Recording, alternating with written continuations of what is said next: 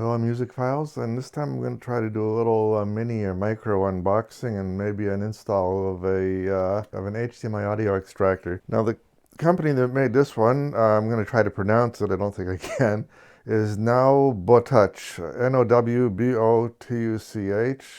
It just comes in a tiny little box like this. It's a very small unit. Let's see what we got inside. Get rid of the outer case. Now, of course, first things first, you got a tiny little pamphlet.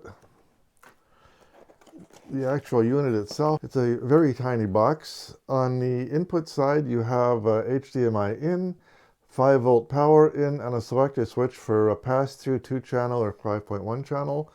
And on the output side, you have the HDMI output, a optical pidif out or TOSLINK out, and a pidif COAX out. And it's the coax I was after because my DAC has got its USB and optical inputs already used. I only have a coax input left. So what else came in the box, if anything? Hopefully a power supply.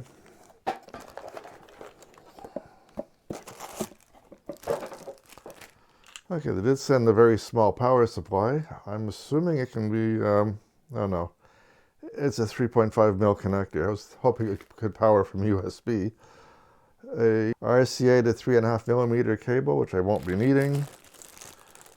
And this is a TOSLINK cable I won't be needing. Okay, so let's spin around and see if we can get it plugged in to my televideo. Okay, TVZ. Trying to see my input connectors here.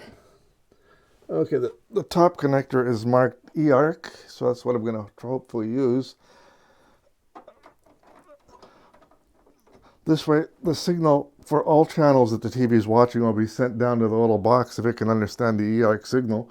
If it doesn't, I'm going to have to do a pass-through from the unit into it and only have the one input working on sending audio to my stereo.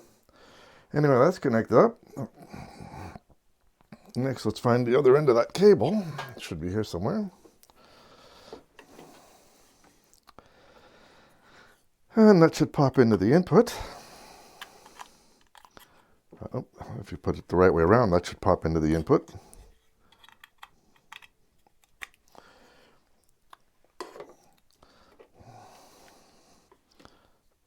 Patch it in as well. And somewhere here I should have a TOSLINK cable plugged in somewhere. Okay, I've got my TOSLINK coax cable, and this cable is directional. It's got a little arrow on the direction the signal's supposed to go. Now, it's directional because the ground is only connected at one end, and it's supposed to be connected at the source end, not the receiving end. So technically I should punch this into the coax output on this little box, crawl under the table and plug the other end into my DAC. That'll take a moment. Hang on a sec. Well, that was a pile of voodoo. But the little box is connected up.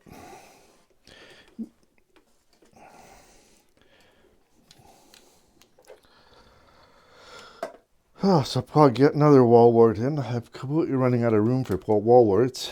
I've got a little solution for that coming up. I'm going to temporarily just sit it on top of my power bar.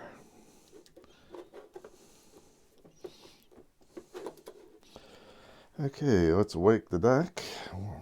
I said I got to do some voodoo on the TV itself to send the audio output through the EARC.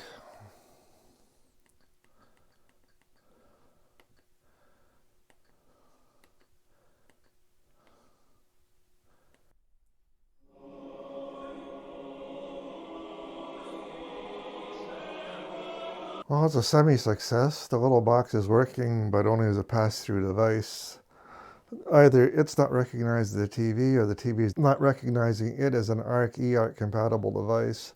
I've tried both with HDMI 2.0 and HDMI 1.4 forced compatibility mode, and no sound comes out trying that method. So I have to do a little bit of investigating, because that would be a much preferred way of doing it. Anyway, hopefully this ends up being a short video after I edit it up. So bye-bye and see you on the tube thing.